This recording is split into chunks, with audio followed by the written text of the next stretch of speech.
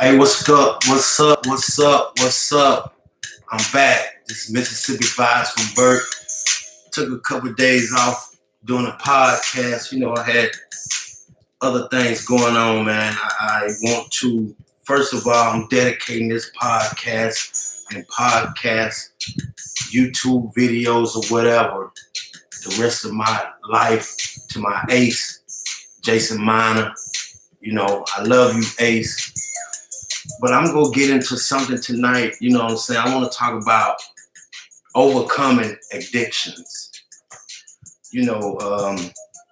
Addiction, it's the fact or condition of being addicted to a particular something, substance, or activity. That's addiction.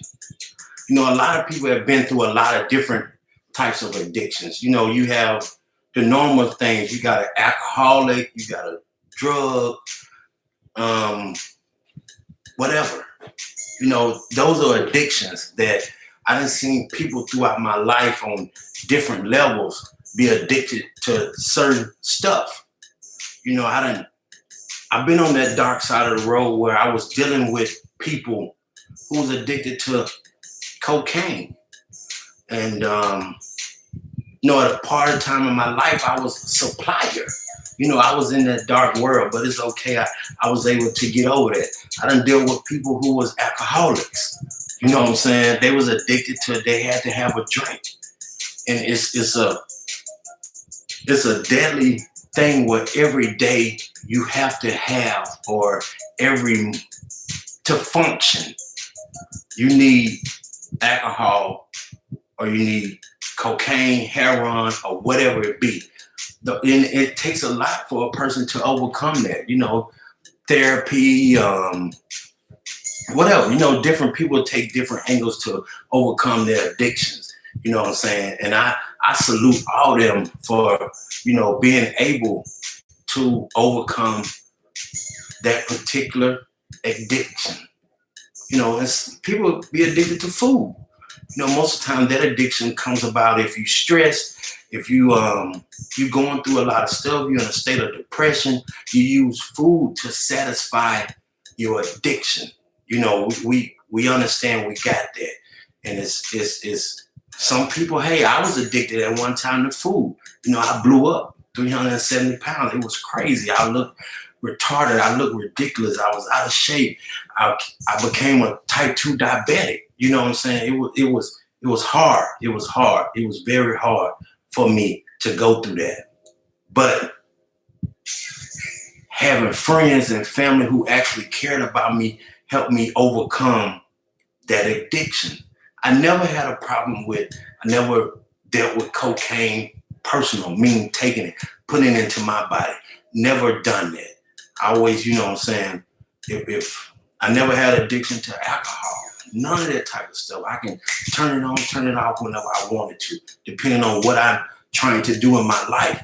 But I want to talk to you about addiction that a lot of people won't talk about, but it's real.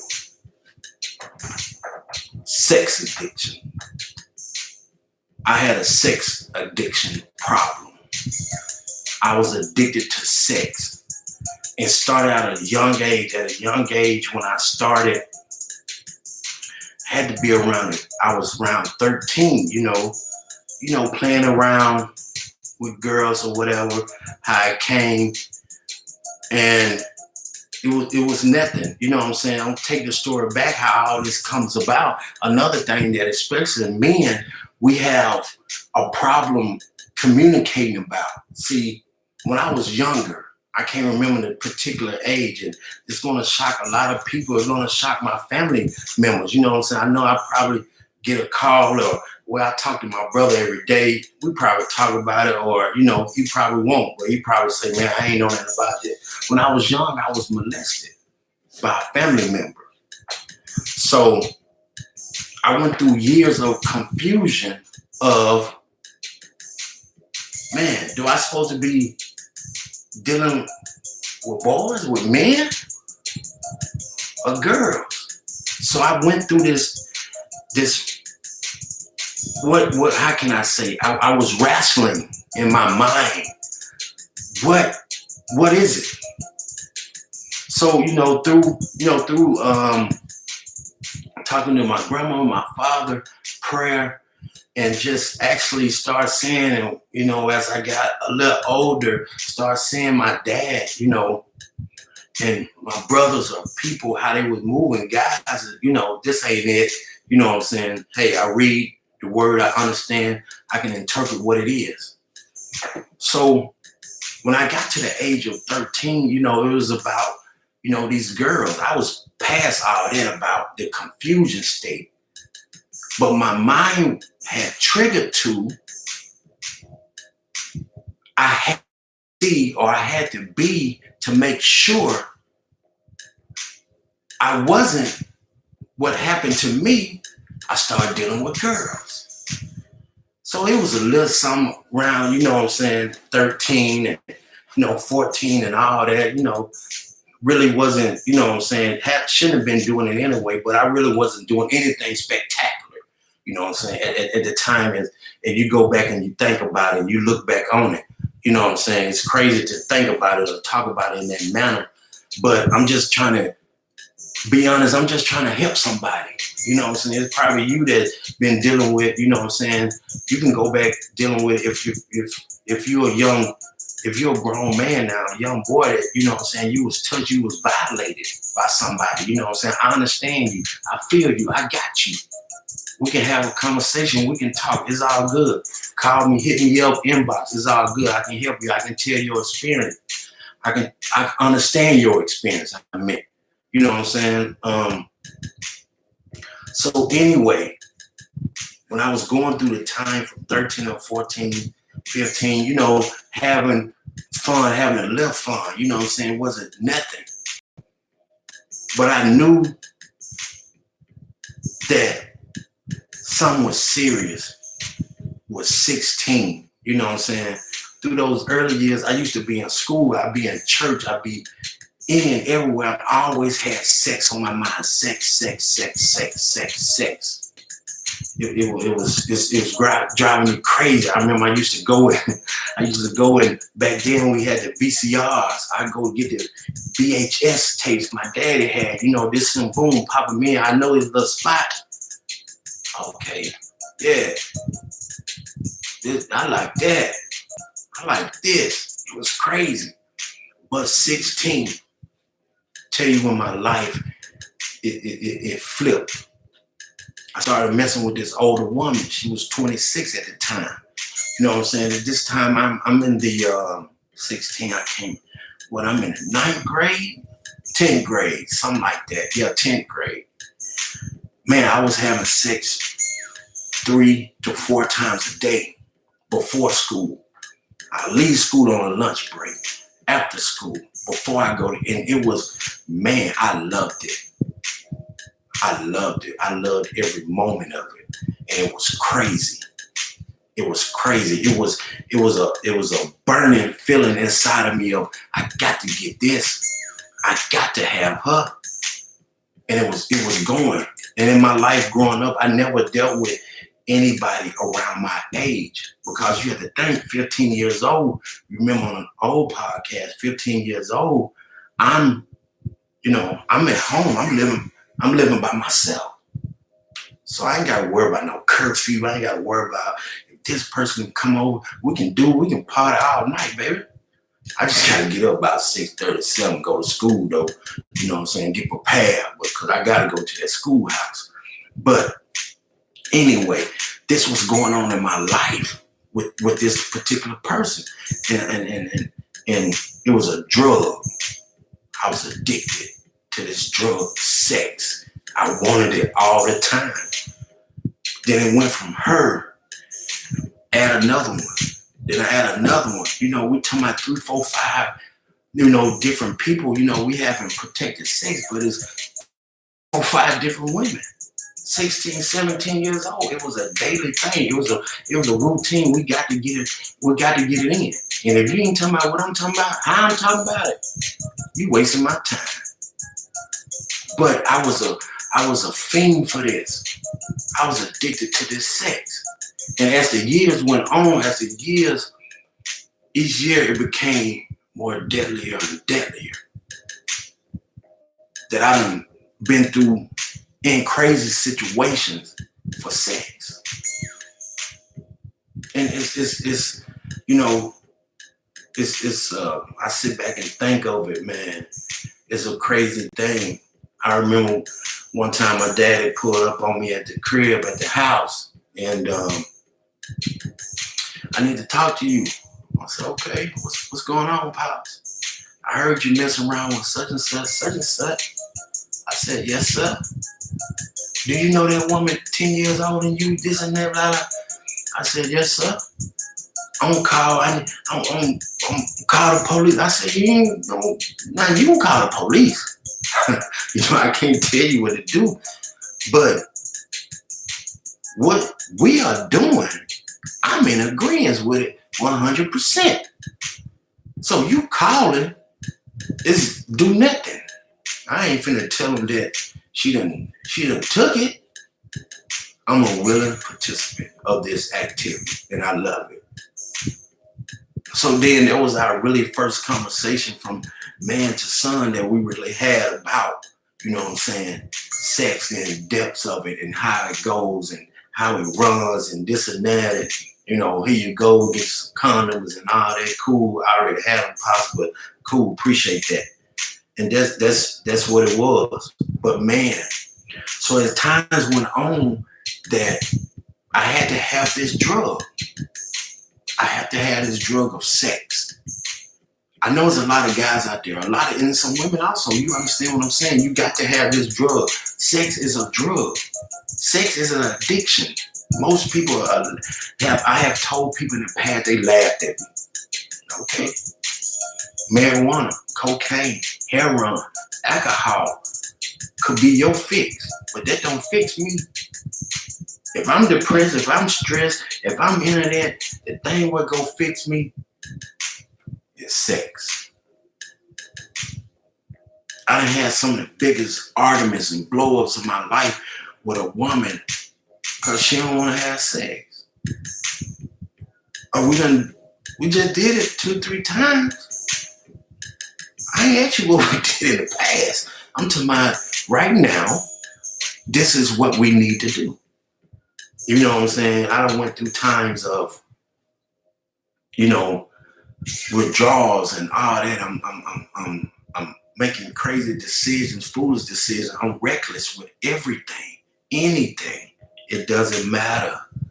I just need that fix. I'm gonna make sure you get yours, but I need that fix. So it's man. So the first time I was 17, I went to counseling about it. And, I was 17, you know what I'm saying? She was saying what she was saying. I ain't understanding what she was talking about or really wasn't even trying to interpret, digest what she was saying. It's a, I ain't hearing you. So as times went on, money started getting involved, and I'm maturing. I'm hanging out.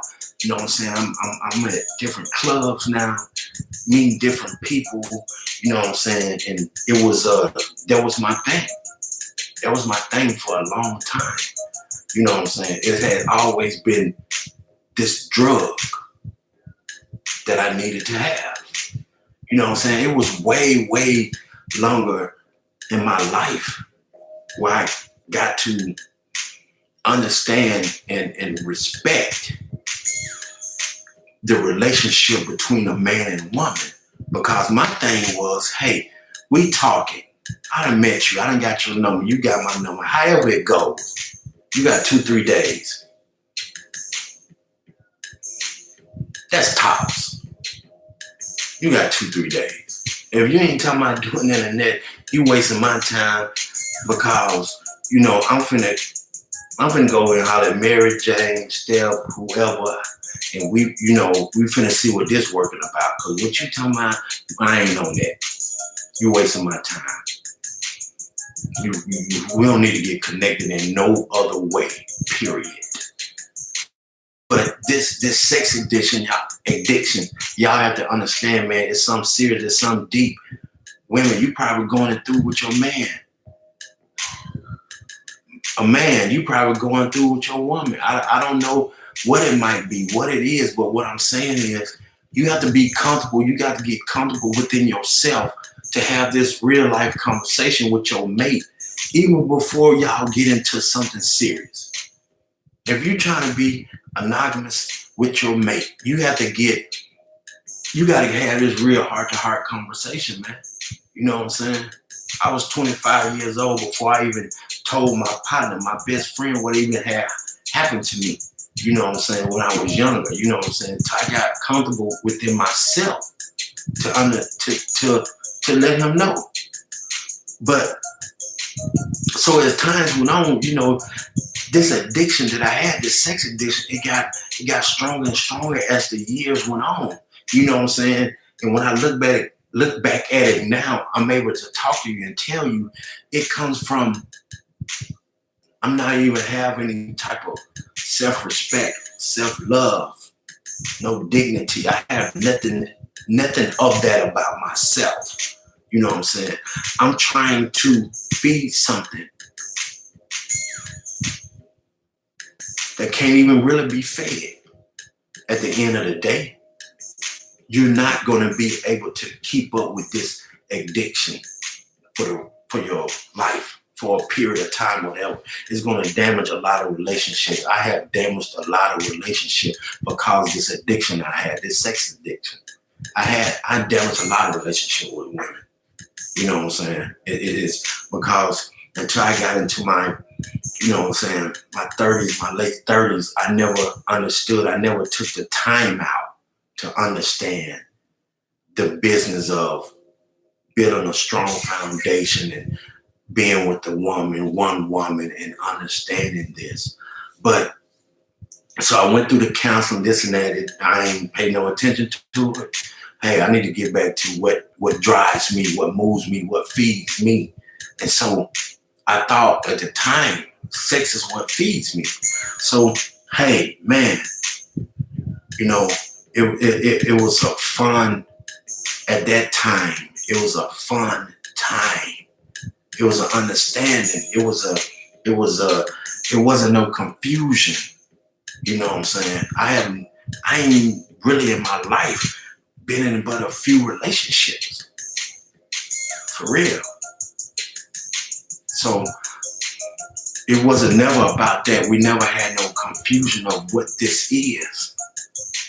So once we understand what it is, what it was, so we moving forward, we having fun, we doing our thing. But this addiction had took over my mind, took over my body.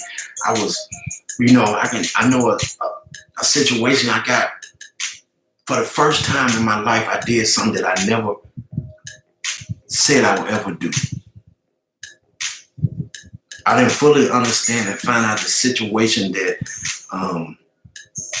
this woman had. And, you know, I ended up going to her spot. At that time, I never went to a women's spot because, you know, I had my own crib. So,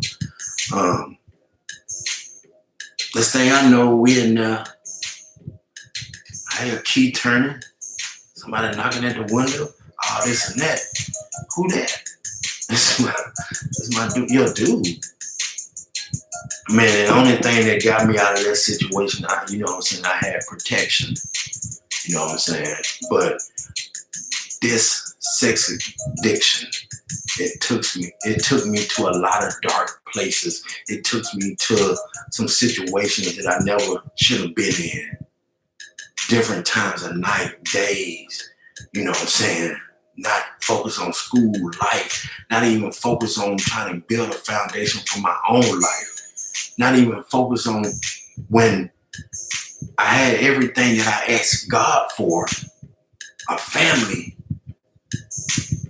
He gave it to me and I still messed it up because of this addiction. And it was powerful. It was something that took over my body. It was something that took over my mind. It took over everything. The only thing it was about was sex. How many times a day I can have it? You know, it came a point in time in my life, how many different people, different women I could have it with. It was a game. It was a serious addiction that I couldn't even control. So I went through, my 20s and the early part of my 30s, and I just tried to suppress it on my own, and it didn't help. It didn't work. It was still driving me crazy. I take periods of time where I'm cool for 4 months, 6 months. I'm cool. You know what I'm saying? Hey, I got this great woman. I'm cool. And I probably go on a rampage for a minute. You know what I'm saying? It didn't have to be multiple people. It was just a one person that can help me get a fix. Like a drug addict would tell you, I need a fix. And so I remember back when I had to be 34, 35, up in that range. I was able, as an adult, went back to counseling. I got the different steps. I got the different help. I got the different tools that I needed to work with to get over my addiction. So, you know what I'm saying? That stopped me from going to different clubs. That stopped me from going to strip clubs. Back when I was 17 to like my early 20s, I was addicted to going to strip clubs. I love to see a woman dance. I love to see a woman take off her clothes. You know what I'm saying? That I was just in love with that. That drove my thing. That drove me. So when I was in my, like I say, 30s, I went to therapy and stuff, man, and I was able to get the tools I needed to survive and to make sure the rest of my life can be a prosperous life without having this sex addiction be a hindrance to anything that I was trying to do, to any relationship, to anything that I need to focus on. I make sure that I went and got the tools. So I'm better now. I'm 100% better now. I'm not addicted anymore. I'm not addicted anymore. You know what I'm saying? It's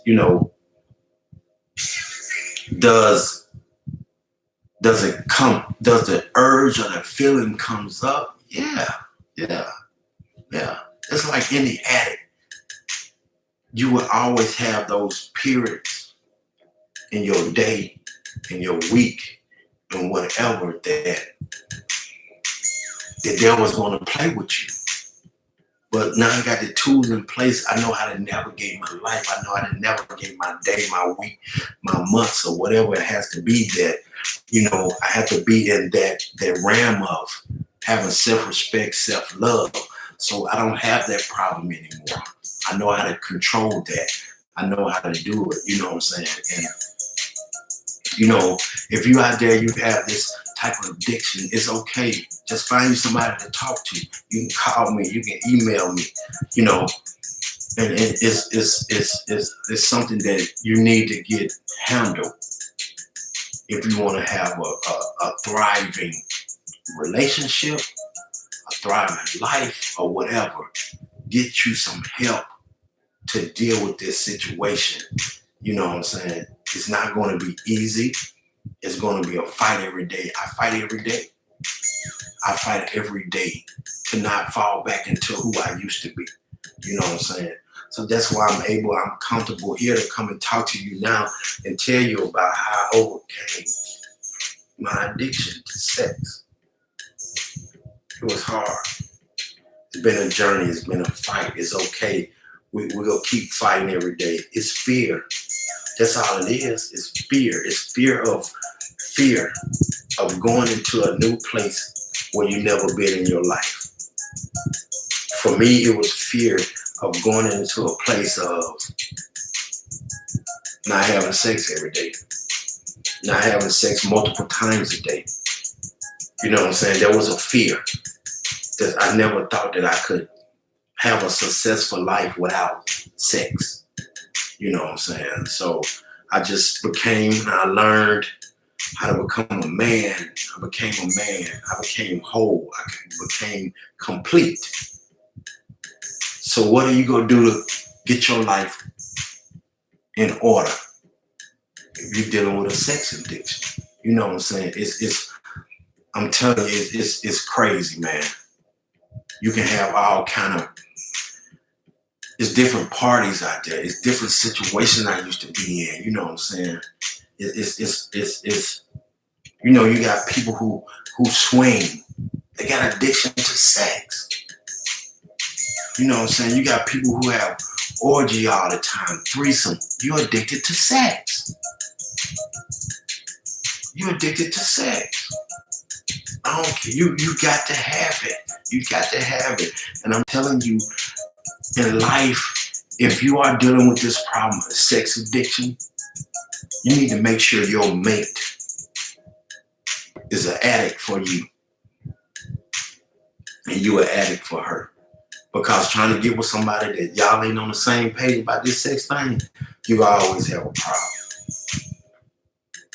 If you can't explore your mind, if you can't come with different scenarios, situations, whatever you need to do, you always gonna have a problem. But if you do have this situation, I'm asking of you to go get you some help. You know what I'm saying? It's cool. But this Mississippi Vibes with Bert, I thank you for your time. You know what I'm saying? Hey, I overcame my addiction with sex.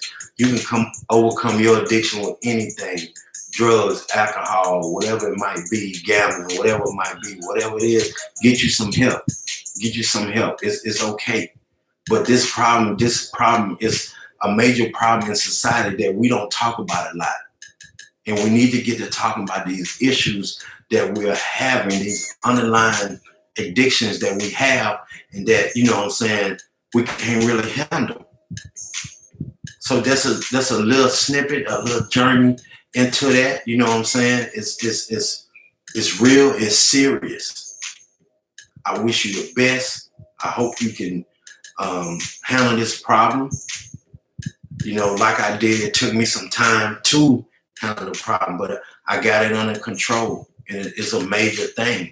It's a major situation. It took my mind, it took my life over, took my body over for years. For years. I was a fiend. I was always stayed protected. I always stayed protected though. I always stayed protected. But at the time that I know through the course of my addiction, I have hurt a lot of people. You know what I'm saying? And I apologize to y'all. You know, I apologize to you. You know I hurt a lot of people. But this Mississippi Vibes with Bert, I want to give a shout out to all my friends, my family, my brother B, to Jimmy, to Bishop, to Thorne, to my nephew Red, to Derek Honor, to Marcus Brooks, to, man, I've been getting so many calls and so many inboxes about, man, keep doing what you're doing. We needed that voice. I appreciate y'all. I really do. So I'm going to keep going for y'all. For the rest of this time, for my partner Ace, I love you, boy. I love all of y'all. Much love and respect coming from Bert. You know what I'm saying? And now I can keep going. You know what I'm saying? This is just the beginning. I love y'all. Peace.